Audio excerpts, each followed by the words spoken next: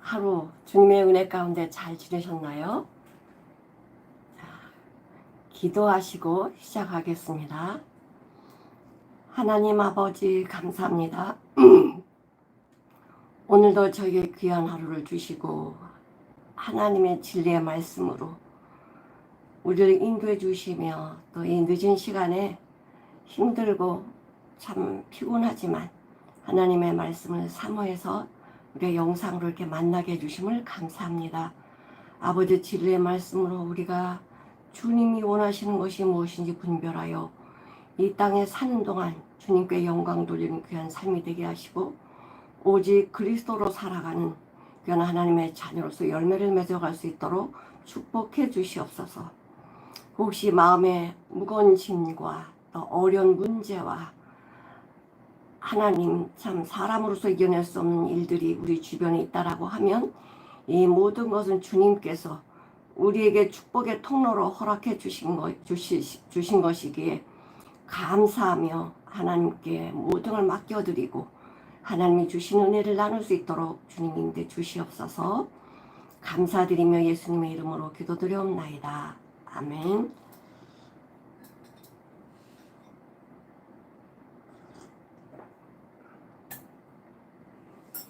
오늘 말씀은 저번에 우리 3번을 했었는데 오늘 4강이 되겠습니다. 요한복음 1장 9절에서 18절까지 이제 4강인데요. 한번 우리 앞에다 성경책을 다 펴놓으셨죠? 자, 성경 펴놓으신 분들은 우리 같이 9절에서 18절까지 같이 한번 읽어보시겠습니다.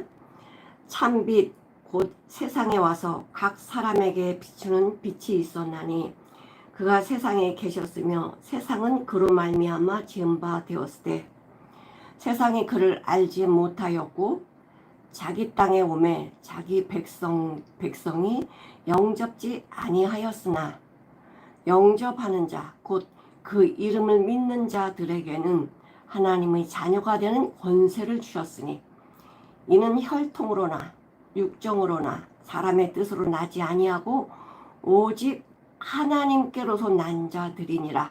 오직 하나님께로서 난 자들이니라. 말씀이 육신이 되어 우리 가운데 거하심에 우리가 그 영광을 보니 아버지의 독생자의 영광이요 은혜와 진리가 충만하더라. 요한이 그에 대하여 증거하여 외쳐 가로되 내가 전에 말하기를 내 뒤에 오시는 이가 나보다 앞선 것은 나보다 먼저 계심이니라 한 것이 이 사람을 가리킴이니라. 우리가 다 그의 충만한 데서 받으니 은혜 위에 은혜로라. 율법은 모세로 말미암아 주신 것이요 은혜와 진리는 예수 그리스도로 말미암아 온 것이라. 본래 하나님을 본 사람이 없으되 아버지 품속에 있는 독생하신 하나님이 나타내셨느니라. 아멘. 자, 우리 여기까지 같이 봉독하셨습니다. 자, 오늘 참 이 요한복음의 이 서두를 했고 오늘 정말 깊은 말씀인데 우리 같이 은혜 나누기를 원해요. 저번 주에는 이제 세례 요한이 이제 어떻게 이 땅에 왔는지 우리가 다 은혜를 나눴습니다. 하나님의 은혜로 이 땅에 와서 예수님을 증거하다가 세례 요한이 예수님을 증거하다가 순교를 당했죠. 자, 그 세례 요한이 증거하신 분이 누구냐면 바로 참 빛이신 예수님이십니다. 근데 여기 9절에 보니까 참빛, 곧 이 참빛이 뭐냐? 우리 옛날에 보면은 나 어렸을 때 그 참빛이라는 빛이 있었어요. 이 살이 굉장히 총총해갖고 그 참빛을 이렇게 머리 빗으면 이가 두둑두둑 떨어졌어. 그런 참빛이 아니라 참빛, 후즈 더 트롤라이트, 진짜 빛이 뭐냐 이거죠. 참빛, 우리 헬라어로 보니까 알레디노스라고 합니다. 알레디노스가 뭐냐면 영원부터 있었던 빛이라는 거예요. 영원부터 계셨던 빛, 그분이 누구실까요? 요한복음 8장 12절에 보니까 예수님이 이렇게 말씀하세요. 요한복음 8장 12절. 예수께서 또 일러 가라사대 나는 세상의 빛이니 나를 따르는 자는 어둠에 다니지 아니하고. 그러니까 예수님을 따라가는, 빛 대신 예수님을 따라가는 사람은 어둠에 다닐 수가 없겠죠. 예수님 따라가는 사람은 생명의 빛을 얻으리라. 생명의 빛을 얻으리라. 빛이 뭐라고요? 생명. 빛이 뭐라고요? 말씀. 그래서 참빛, 그 세상에 와서 각 사람에게 비추는 것이 있었다. 그 참빛인 예수님이 오셔가지고 각 사람에게 비췄다는 거예요. 자, 우리가 이 세상에 살아갈 때도 우리가 보면 이 생명이라는 게 존재하려면 필요한 세 가지가 있습니다. 뭐죠? 우리가 다 아는 것처럼 빛과 공기와 물입니다. 나무든 꽃이든 짐승이든 새든 사람이든 살아서 표현하는 모든 것은 이 세 가지가 없으면 존재할 수 없습니다. 근데 우리 예수님도요, 이 빛이신 예수님도 우리에게 이 생명을 주시기 위해서 빛으로 오셨습니다.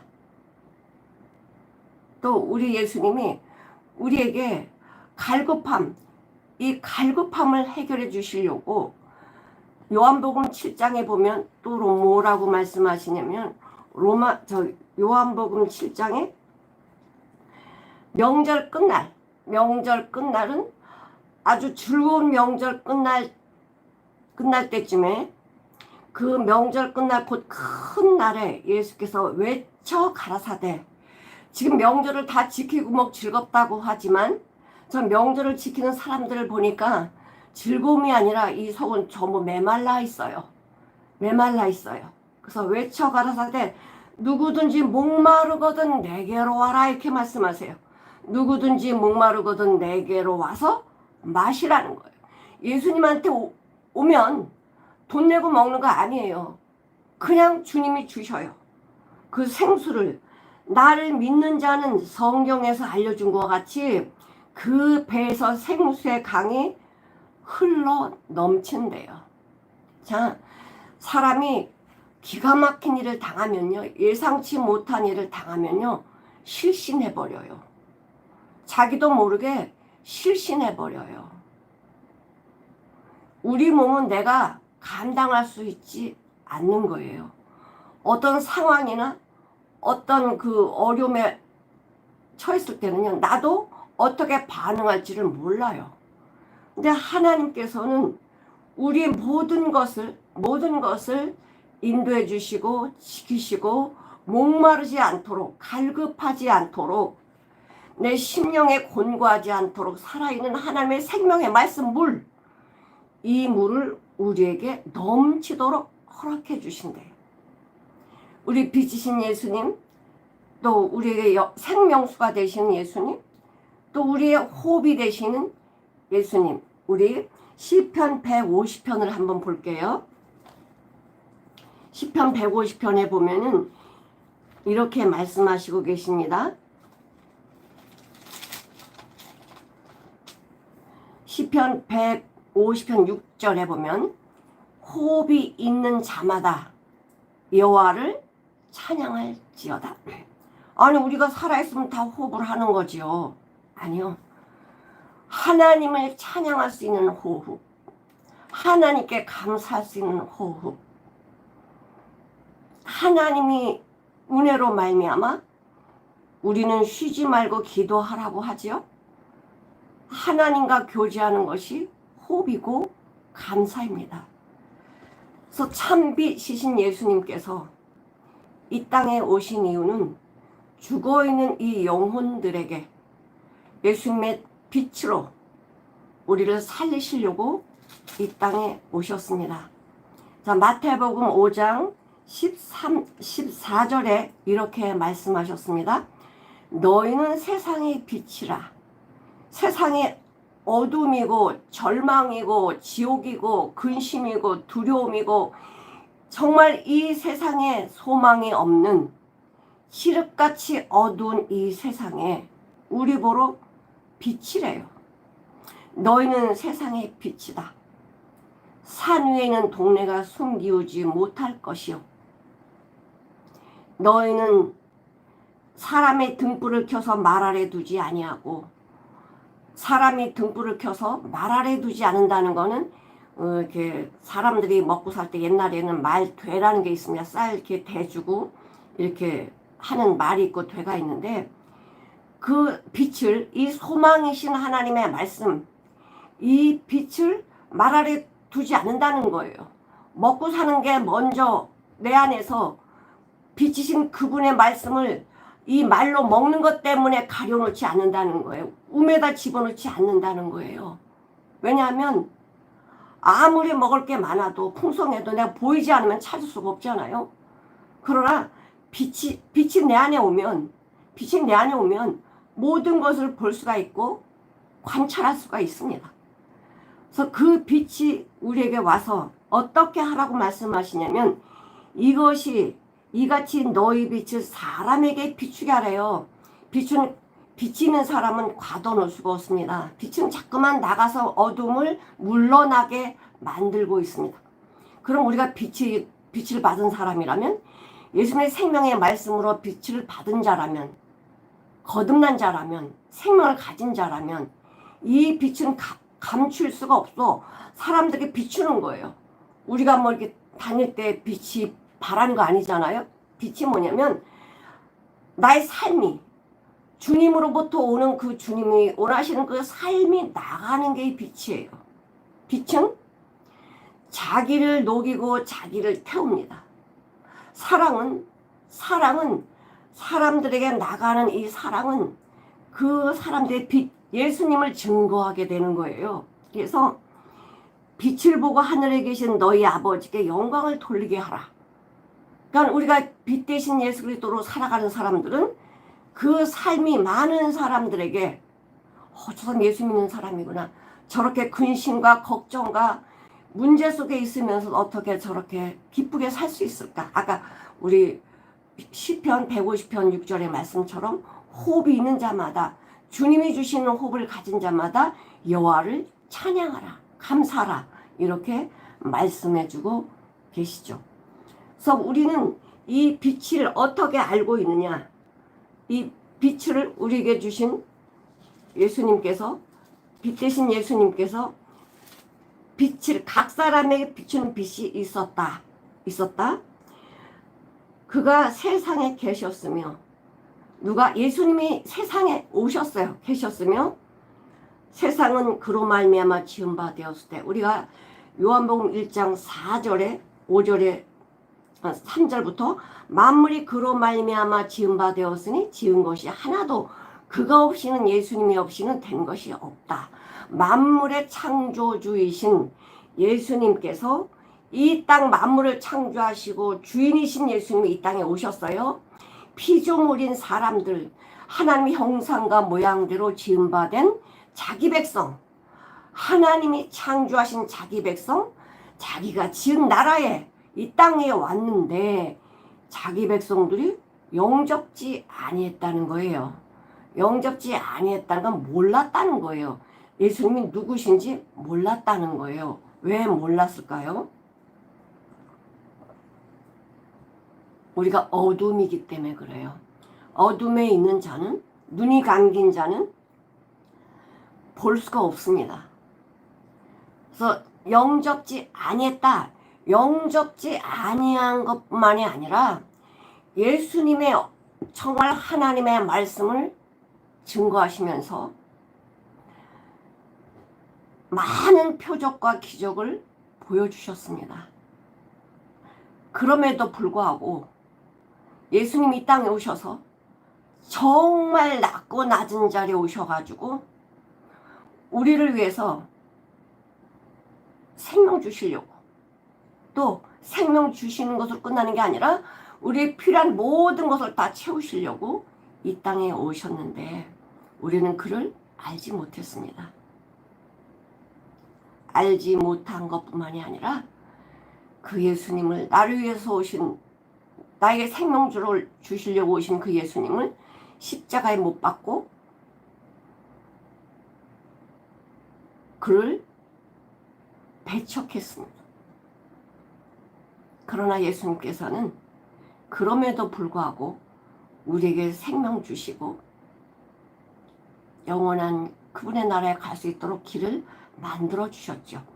예수님은 능력이 없어서 사람들에게 그렇게 짓밟힘을 당하고 십자가에 못 박힌 것이 아닙니다. 예수님은 십자가 못 박히시려고 이 땅에 오셨습니다. 근데 왜 믿는다고 하는 사람이, 하나님의 말씀에 정통하다고 하는 사람들이 왜 그런 마귀 같은 짓을 했냐 이거죠. 사실 잘 모르면 그런 짓도 안 합니다. 이방 사람이 예수님을 십자가에 못 박았나요? 아니죠. 하나님의 말씀을 잘한다고 하는 대제사장, 서기관, 바리새인 유대인들이 예수님을 십자가에 못 박도록 이방인한테 내어준 거죠. 빌라도에게. 자, 그렇게 영접지 아니했는데 영접하는 자가 있었습니다. 영접하는 자. 영접하는 자, 곧 그 이름을 믿는 자들에게는 하나님의 자녀가 되는 권세를 주셨다고 말씀을 하시는데요. 자, 그 영접하는 사람들이 어떻게 영접했을까? 자, 예수님은 이 땅에 오실 때요, 육신의 몸을 가지고 이 땅에 오실 때 우리 인간들의 모든 걸 다 아셔요. 인간들의 시장함도 느끼시는 분이시고요. 인간의 피곤함도 느끼시는 분이시고요. 인간들의 슬픔도 같이 느끼시는 분이세요. 그래서 예수님이 시장하다 라고 이렇게 말씀도 하시고요. 또 예수님이 피곤해서 주무시기도 합니다. 그러니까 인간의 슬픔도 아시고요. 인간의 모든 걸 같이 느낄 수 있는 하나님이시면서 사람이십니다. 4장 15절에 보시면 뭐라고 말씀하시냐면, 우리에게 있는 대제사장은 바로 우리 예수님이시죠. 대제사장은 우리의 연약함을 채울하지 아니하는 자가 아니요, 느끼지 못하는 자가 아니라는 거예요. 우리 인간의 연약함을 다 느낄 수 있는 분이라는 거예요. 다 느낄 수 있는 분이신데 모든 일에 우리와 한결같이 시험을 받은 자로되 죄는 없으시다. 그러니까 인간이 살아가면서 겪어야 될 걸 다 겪으신 분이 예수님이세요. 우리 이사야 53장 한번 보실게요. 이사야 53장에 보면 그 이사야 선지자가 성령의 감화 감동받고 기록한 것입니다. 53장 1절에 보면 우리의 전한 것을 누가 믿었느냐, 여호와의 팔이 누구한테 나타나느냐. 그건 하나님께서, 예수님께서 이 땅에 오셨을 때에 누가 믿었냐 이거죠. 그 권능의, 주님이 일하시는 그 능력의 그 손, 이 비밀을 누가 알았냐 이거죠. 그는 주 앞에서 자라나기를 연한 순 같고 마른 땅에서 나온 줄기 같아서 고운 모양도 없고 풍채도 없은즉 우리 보기에 흠모할 만한 아름다운 것이 없었다라고 말씀하세요. 예수님은 외적으로 봐도 사람들이 흠모할 그런 모습이 아니셨다는 거예요. 왜 그러셨을까? 그는 이 땅에 오셔서요, 예수님은 멸시를 받아서 사람에게 실어버린 바 됐고, 사람들이 우리가 멸시를 받아야 되는데 주님이 멸시를 받고 우리가 싫어하는 거예요. 그분을 싫어해. 간고를 많이 겪었다는 거예요. 슬픔을, 인간들이 이 죄악된 어둠의 세상 속에 살면서 온갖 슬픔을 다 겪었는데 그 우리가 겪는 그 간고를 주님이 겪으셨다는 거예요. 자식이 아프면 부모가 더 아프죠. 내가 아프면 주님이 더 아파하세요. 이런 간고를 겪으시고 질고를 아는 자리에 병을 안 돼요. 병이 왜 왔습니까? 죄로 인해서 병이 왔잖아요. 자식들이 아프면 부모들이 잠을 못 자요. 머리 만져보고 손도 귀를 대고 들어보고. 자식이 아프면 부모가 잠을 못 자는 거예요. 마찬가지로 우리의 질병으로 인해서 고통받는 이 인간들을 위해서 주님이 그 고통 가운데 간고 가운데 경험을 하신 거예요. 모든 걸 다 체험하시고 느끼셨어요.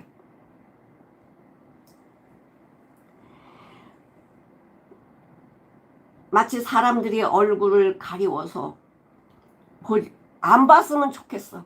너무나 외모로 병색이 짙고 이런 간고와 질고와 이런 거를 너무 많이 겪은 그 모습을 보니까 안 봤으면 좋을 모습이야. 멸시를 당하였고 우리는 그를 귀히 보지 않았다. 나 때문에 모든 질고 간고를 다 겪으신 분인데 우리가 그 예수님을 귀히 보지 않았다는 거예요. 내가 겪어야 될 간고와 질고와 모든 고통을 다 대신 지셨는데 우리가 그분을 귀히 여기지 않았다는 거예요.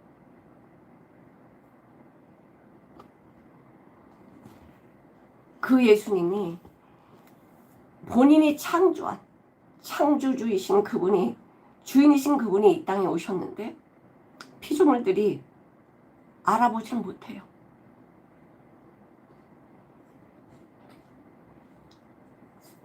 자, 영접하는 자 곧 그 이름을 믿는 자들에게는 참 영접한다는 건 그건 기적입니다. 우리가 하나님의 말씀을 사모하고 이렇게 늦은 시간에 은혜 말씀을 서로 교제하는 거 이거 그냥 되는 거 아닙니다. 우리가 내일을 알 수 없습니다. 이렇게 우리가 교제하는 것이 언제까지 있을지 이 세상에 언제까지 존재할지 우리 몰라요. 이 귀한 말씀을 서로 나눈다는 건 하나님의 은혜고 사랑입니다. 이것을 깨닫지 못하면 이 시간에 함께 할 수 없죠. 근데 영접하는 자 곧 그 이름 믿는 자들에게는 하나님의 자녀가 되는 권세를 주셨대요. 믿는 자들이 어떤 자냐? 하나님의 자녀가 어떤 자냐? 영접하는 자가 어떤 자냐? 거기 13절에 이야기했네요. 이는 혈통으로나 육정으로나 사람의 뜻으로 나지 아니하고 오직 하나님께로서 난 자들이래요. 하나님께로서 난 자들. 그러면 이것을 좀 혈통이나 육정이나 사람의 뜻 이것을 좀 잘 알려면 여기를 좀 보면 좋겠어요. 빌립보서 3장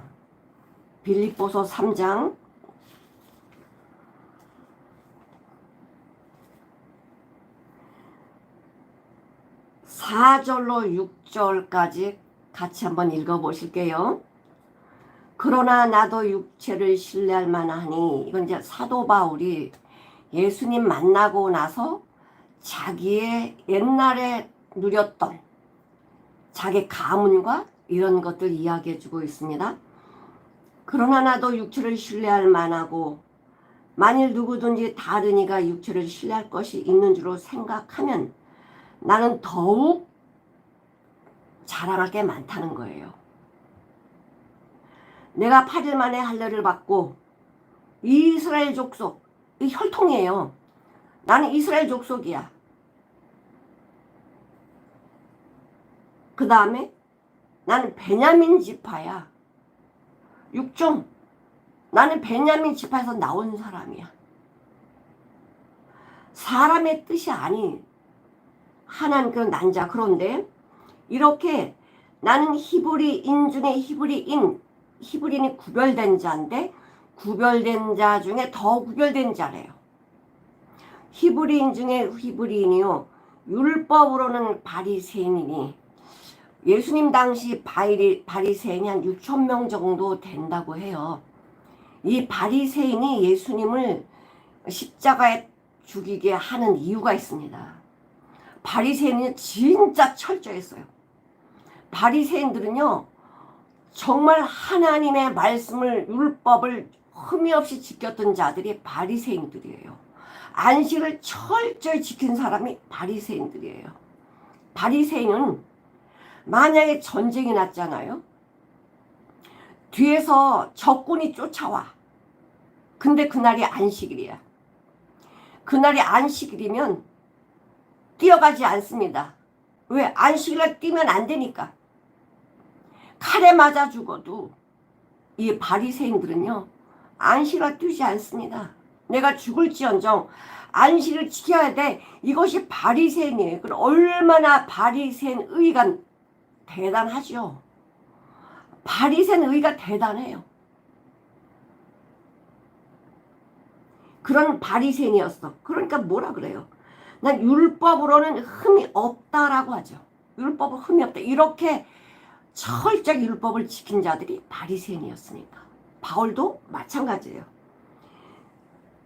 열심으로는 교회를 핍박하고 율법의 의로는 흠이 없는 자다 라고 말씀하시는데, 우리 사도행전 22장을 한번 봐볼게요. 사도행전 22장. 사도행전 22장에 보면 사도 바울이 어떤 사람인지 그래도 좀 자세하게 기록을 해놨는데요. 자, 22장 3절부터 보면, 나는 유대인이라고 하죠. 길리기아 다소에서 났고 이 성에서 자랐고 가말리엘의 문화에서 우리 조상들의 율법의 엄한 교훈을 받았고 오늘 너희 모든 사람처럼 하나님께 대하여 열심하는 자였다. 내가 이도를 핍박하여 사람을 죽이기까지 하고 남녀를 결박하여 옥에 넘겼다라고 합니다. 자, 사도 바울은요, 율법학자예요. 율법을 흠이 없이 지키려면 율법을 잘 알아야 되겠죠. 그 다음에 가말리엘 문화생입니다. 정말 엘리트죠. 그 다음에 헬라 철학의 전문가예요. 로마의 시민권을 가지고 있는 바울은 누구에게도 뒤지지 않는 엘리트였고, 하나님의 말씀, 논리와 교리와 정통, 하나님의 말씀에 정통한 거예요. 바울이 논리가 안 돼서 말씀 몰라서 바울이 교리를 몰라서 거듭나지 못했나요? 지식이 부족해서 거듭나지 못했나요? 왜 하나님, 예수님을 왜 만나지 못했을까요? 자기 자랑이 내가 어떤 사람인데 율법으로 흠이 없어. 나는 이런 사람이야. 나는 하나님께 열심을, 이 이단과 같은 예수 믿는 자를 잡아다 죽이고 감옥에 가두는 이것이 내가 할 일이야. 이렇게 열심을 냈던 바울이 왜 진정 예수님을 만나지 못했을까요? 예수님은 안식일을 안 지키고 율법을 안 지키는 것 같아. 예수님의 내용을 모르니까, 눈으로 보는 것만 보고 판단하니까 이게 이해가 안 됐던 거예요. 이런 학문이, 지식이, 논리가, 교리가 이 사람을 거듭나게 하는 게 아니라 믿음이 없기 때문에, 예수님을 믿지 못하기 때문에 거듭나지 못하는 거죠. 그래서 하나님이 불쌍히 여기시다 바울을 찾아오시잖아요. 우리도 예수 믿는 거 주님이 찾아오셨기 때문에 예수 믿는 거예요.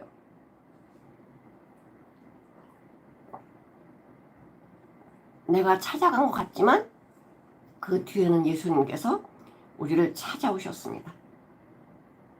많은 종교는 인간들이 만들어가지만 예수님이 이 땅에 내려오셨잖아요.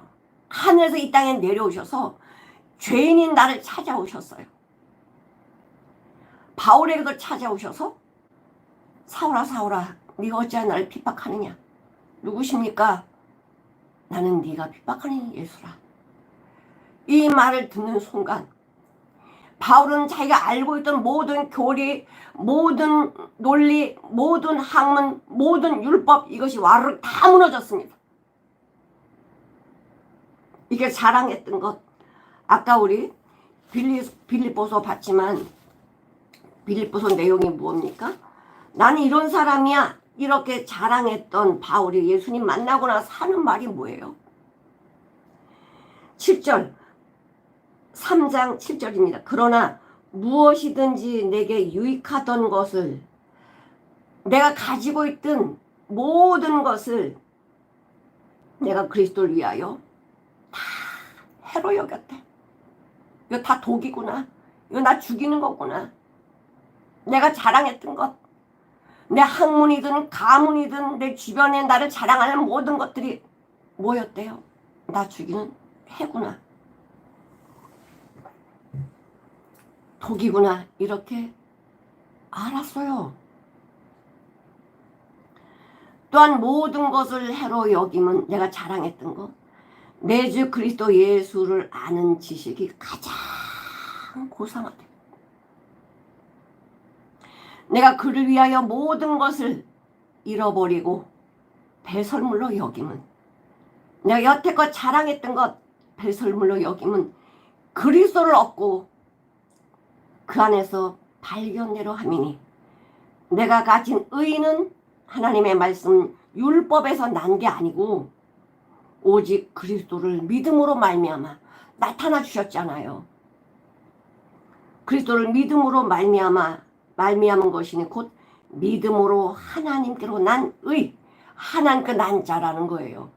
우리 요한복음 1장 13절에 영접하는 자가 누구라고요? 하나님께 난 자들. 하나님께 난 자들은 예수님 하나님 영접할 수밖에 없어요. 어머, 이분이 나에게 생명 주신 아버지시구나. 이분이 나의 생명 줄 뿐만이 아니라 나와 함께 하시는 아버지시네. 이것이 발견된 자는 하나님께 난 자들이고 영접한 자고 하나님의 자녀고 권세를 가진 자입니다. 눈이 열리면, 길이 보이면 얼마나 가는 길이 쉽겠습니까? 모르는 길로 가려면 걱정도 되고 근심도 되고 헤매잖아요. 그러나 하나님이 이 길이야 알려주시면 그 길 가기가 얼마나 편해요. 나 혼자 가라는 거 아니잖아요. 영원히 나와 함께 동행하신대잖아요. 그리고 때마다 순간마다 알려주신대요. 깨닫게 해주신대요. 14절에 말씀이 육신이 되어 우리 가운데 거하셨다. 이게 정말 우리는 이게 인간의 생각으로는 이해가 안 돼요. 말씀이 육신이 되셨다. 말씀이 이 육신을 입고 오셨다는데 우리가 그 이해가 되나요? 말씀이 육신이 되어 우리 가운데 거하신다는, 우리와 같이 사신다는 거예요. 자, 조금 뒤에 가면은 우리 요한복음 5장에 보면 38년 된 병자를 예수님이 고치신 표적이 나오는데 38년 동안 침상에서 일어나지도 못하고 그렇게 누워있던 자였습니다. 근데 예수님이 이 38년 된 병자에게 오지 않으면 이 사람은 죽을 때까지 침상에서 일어나지 못하고 죽을 운명이에요. 예수님 우리 찾아오지 않으면 우리 어두운 세상의 이 사망 가운데서 헤매다가 지옥 갈 인생이에요. 근데 예수님이 이 38년 된 병자에게 찾아온 것처럼 우리에게 찾아오셨어요. 우리 상태를 다시 아까 우리 이사야 53장에 본 것처럼 우리의 질과 간고를 다 겪으신 분인데 이 38년 동안 누워있으면서 얼마나 고통스럽고 얼마나 외로웠고 얼마나 힘들었는지 다 아시는 분이세요. 여러분, 우리가 살아가면서 힘든 일이 있습니까? 어려움이 있습니까? 주님 그거 다 아세요. 주님이 다 아세요. 혼자 외로워하고 힘들어하지 마세요. 주님은 다 아시니까요. 창조 주신 그분이 모르시겠어요?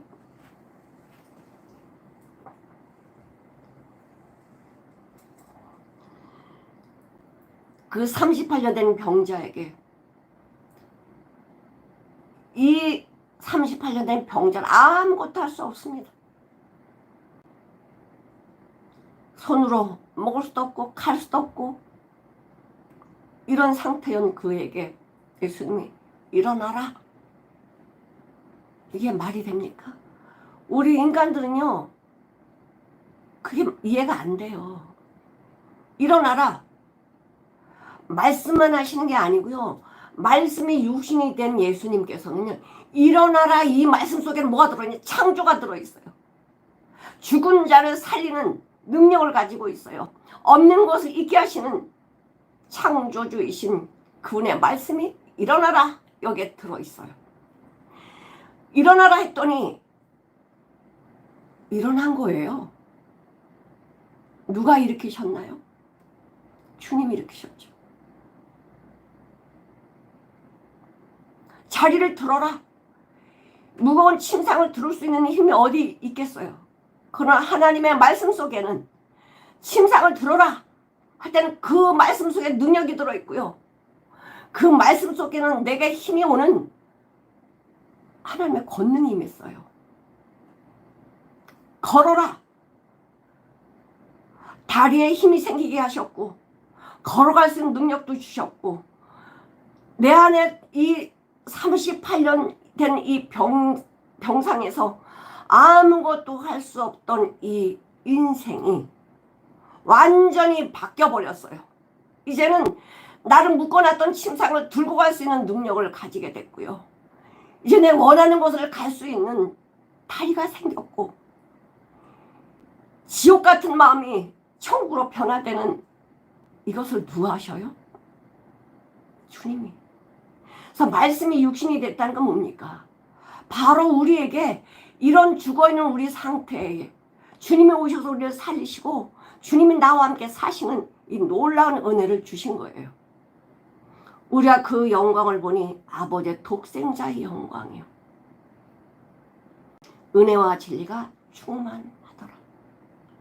우리는 은혜 받을 자, 은혜 받을 짓을 했어야 은혜를 받죠. 응? 아니 말씀을 우리 조상이 말씀을 대적했잖아요. 순종 안 했잖아요. 그 DNA를 다 가지고 태어나는데 아담의 DNA를 다 가지고 태어난 우리가 어떻게 진리의 순종이 되면 은혜를 받을 수 있는 자입니까? 은혜 받을 짓을 했나요? 아니죠. 우리 조상들을 봐도 그렇잖아요.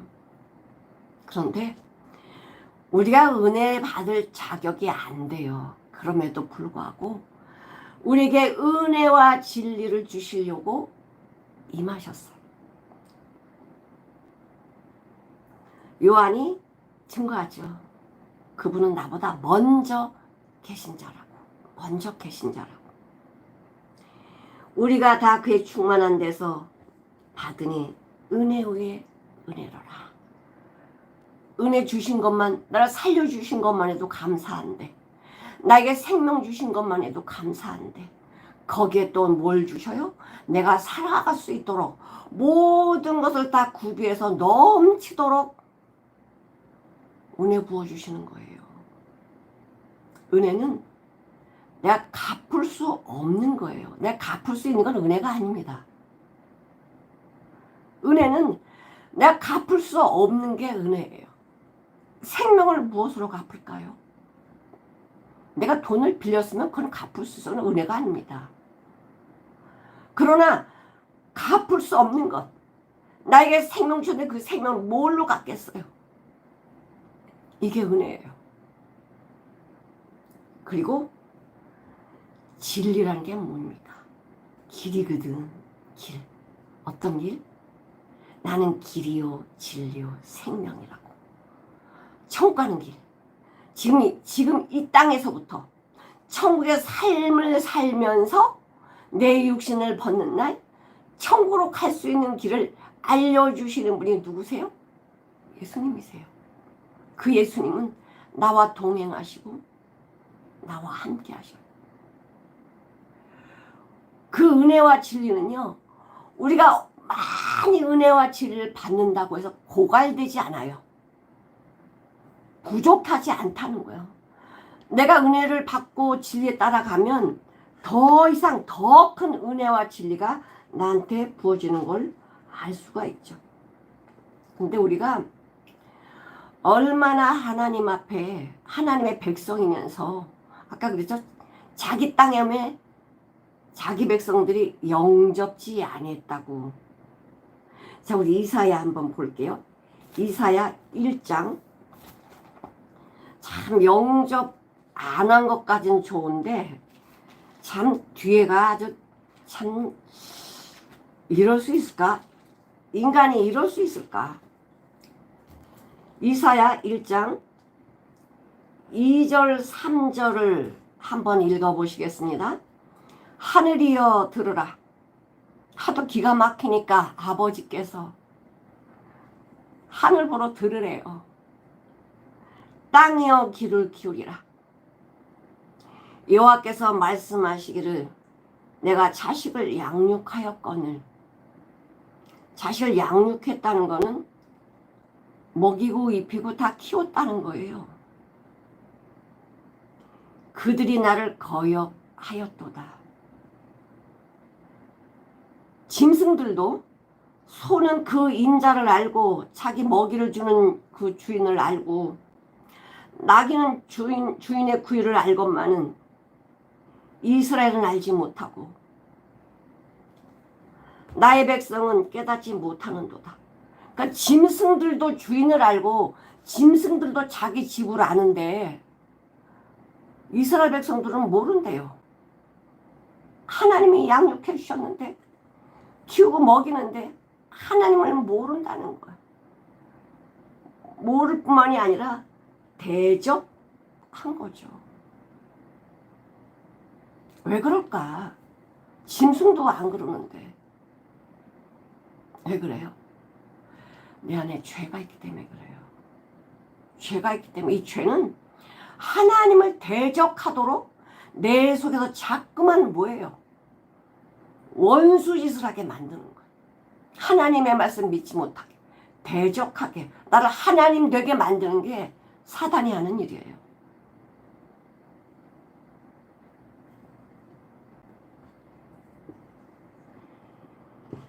(17절) 율법은 모세로 말미암아 주신 것이요. 율법은 모세로 말미암아 주셨대요. 모세야, 이 율법 가지고 가서 저 이스라엘 백성들 앞에 알려. 하나님께서 율법을 제정해 주셔서 이 율법을 이스라엘 백성들한테 알려주라고 말씀하셨어요. 야고보서 4장 12절을 한번 보실게요. 야고보서 4장 12절.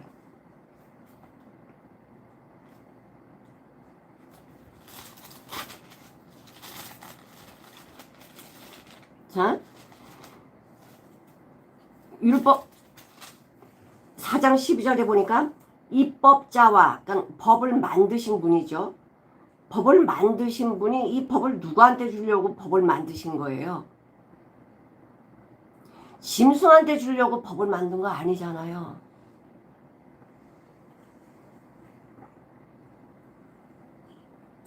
하나님의 형상과 모양대로 지은 사람들에게 이 법을 줌으로써 하나님이 우리를 얼마나 사랑하시는지, 네 상태가 어떤지, 내가 처방전을 내릴 거야. 이 율법이라는 처방전을 내리셔서 너 이렇게 살면 너 죽어.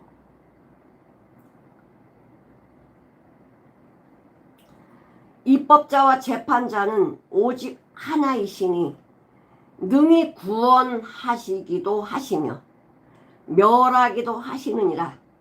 너는 누구간데 이웃을 판단하느냐? 우리 다 죄인인데 죄인이 누구를 판단합니까? 도토리 키재기지. 하나님께서는 우리를 사랑하셔서 짐승에게 준 게 아니고 인간들에게 이 법을 주셨습니다. 우리 하나님이 우리를 얼마나 사랑하시는지 이 법을 통해서, 율법을 통해서 하나님을 발견하게 하시고요. 나라는 존재가 법을 지킬 수 없는 자구나, 이것을 깨닫게 하시는 주님, 저는 법을 지킬 수 없는 자입니다. 어떡할까요? 저 구원해 주세요. 이렇게 기도할 수 있는, 주님을 찾아갈 수 있는 지혜를 허락해 주셨어요. 눈을 열어주셨어요. 빛 대신 주님께서 오셔서 우리에게 그 빛을 주셨어요.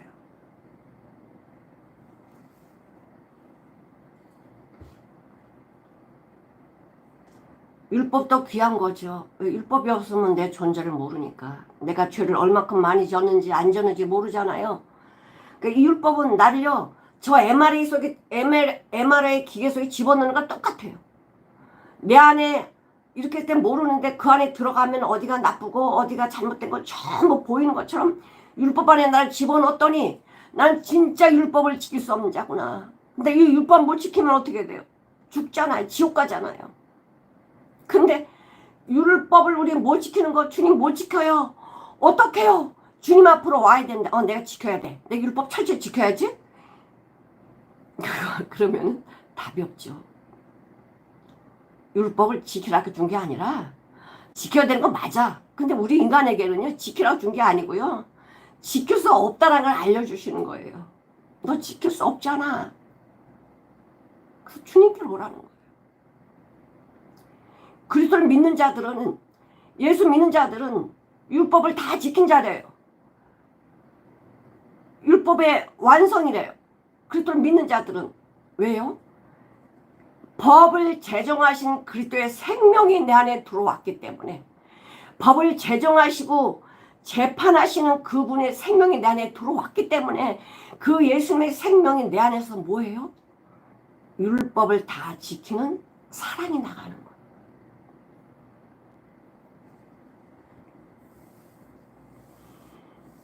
은혜와 진리는 예수 그리스도로 말미암아 온 것이다. 예수 그리스도는 은혜와 진리이신 분이에요. 그분의 은혜로 우리가 생명을 얻게 되고요. 그분의 진리의 말씀이 우리를 하나님께로 인도하는 예수님이세요.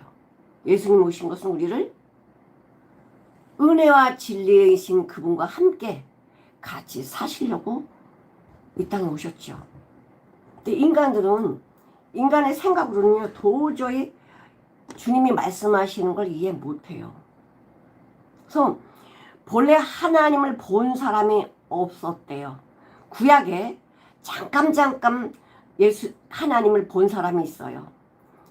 하나님께서 친구로도 오셨고 아브라함에게, 또 모세에게는 이렇게 가리고 나타나셔서 말씀하시고, 두 번째 십계명을 받을 때는요, 40일 동안 있으면서 그 율법을 받는 모세가요, 이 모세 얼굴 자체 광채가 나는 거예요. 본인은 몰랐어요, 광채가 나는지. 근데 이 십계명을 가지고 내려오는, 우리 출애굽기 34장 한번 보실게요. 출애굽기 34장. 34장에 보면 그 모세가 율법을 가지고 내려오는데요, 백성들이 그 얼굴에 광채가 너무 비치니까 무서워가지고, 우리 앞에 나타나지 마세요. 나오시려면 가리고 나오세요. 이렇게 말했습니다. 우리 여기 한번 볼게요.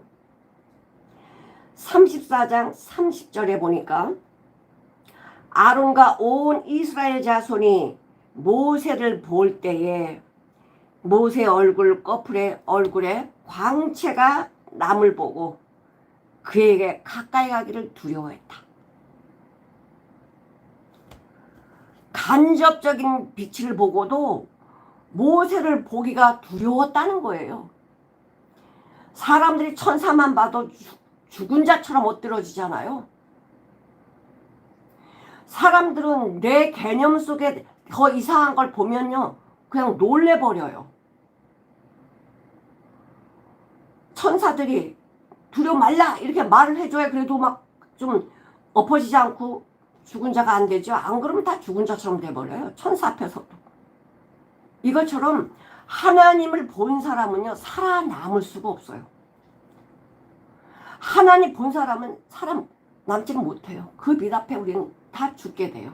그런데 그런 하나님이 나를 살리려고 오셨어. 사람으로 나랑 교제하려고 사람의 모습으로 오셨다 이거죠. 본래 하나님을 본 사람이 없을 때 아버지 품속에 있는 독생하신 하나님이 나타내셨다. 아버지 품속에 독생하신 하나님이 나타내셨대요.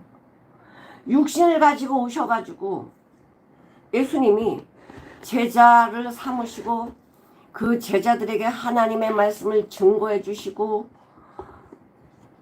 많은 표적과 기적을 보여줬지만 하나님이 아들이시구나 라고 머릿속은 알았지만요, 심령에는 깨달음이 없었어요. 심령에는 믿어지지 않았어요.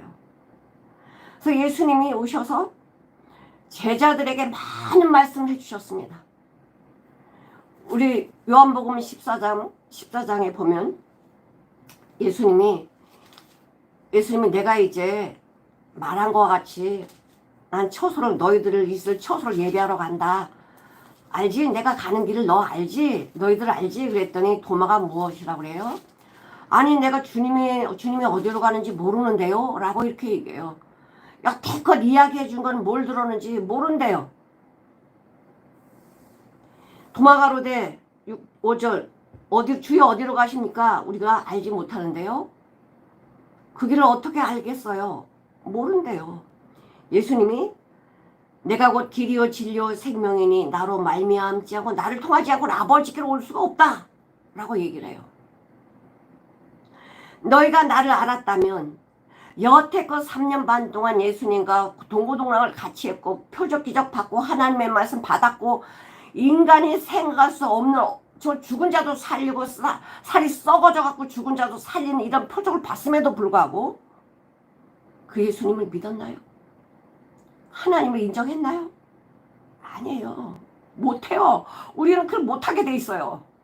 주님이 내 아이 눈을 열어주지 않으면, 내 안에 믿음을 허락하지 않으면 우리는 못 믿어요.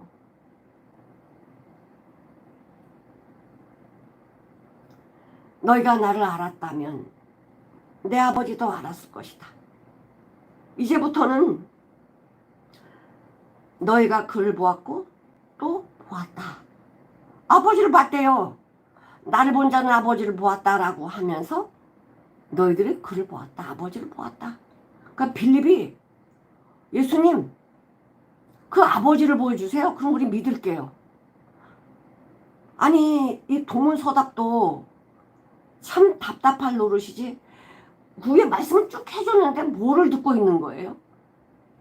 아무리 하나님의 말씀 읽어도요, 이렇게 빌립처럼 도마처럼 내 생각으로 말씀을 보고 내 기준으로 말을 하면 앞에 계신 예수님을 하나님인지 모르고요, 이분이 나를 구원한 구원자로 알 수가 없어요. 예수께서 이렇게 이야기합니다. 빌립아, 내가 이렇게 오래 너희와 함께 같이 했는데 나를 모르니? 나를 모르니? 나를 본 자는 아버지를 보았거늘. 지금 예수님을 한두 번 봅니까? 3년 반을 봤습니다. 3년 반을 같이 다녔습니다. 예수님 봤어요. 나를 본 자는 아버지를 보았거늘. 어째 아버지를 보이라느냐? 예수님이 3년 반 동안 어떤 일을 하셨어요? 인간이 할 수 있는 일을 하셨습니까? 아니요. 인간들이 도저히 할 수 없는 일을, 하늘의 표적을 보여주셨잖아요. 하나님이 어떤 분인지 알려주셨잖아요. 이렇게 말씀하십니다. 11절 내가 아버지 안에 있고 아버지께서 내 안에 계심을 믿으라. 내가 아버지 안에 있고 아버지가 내 안에 계셔. 우리는 같이 하나님과 내가 같이 동력 같은 일을 하신다는 거예요. 같은 말씀 하신다는 거예요. 믿으라. 그렇지 못하겠거든. 그 말을 내가 지금 하나님의 말씀을 하고 있는데 니네들이 그 말씀 못 믿겠거든. 그럼 내가 행하는 표적 기적을 보고 믿어라. 아니 이것도 못 믿으면 어떻게 해요? 인간은 그래서 인간에게 믿음이 없다라는 거야. 내가 거듭났고 믿음이 있다라는 건 하나님의 전적인 은혜고요. 하나님 우리 사랑하시는 기적이에요.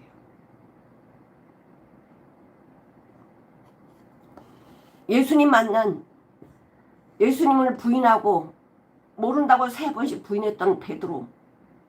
예수님 만나고 나서 그 베드로의 삶이 어떻게 바뀌었나요? 하나님을 본 사람, 이 안에 예수 그리스도와 동행하는 사람, 예수 그리스도와 같이 일을 하는 사람이 어떻게 변하는지 한번 볼까요? 베드로가요, 많이지만 베드로가 3번씩 부인했던 제자였잖아. 주님과 3년 반 동안 동고동락을 했으면서도 믿지 못했던 베드로가 거듭나고 예수님 만나고 나서 그의 삶이 어떻게 바뀌었냐.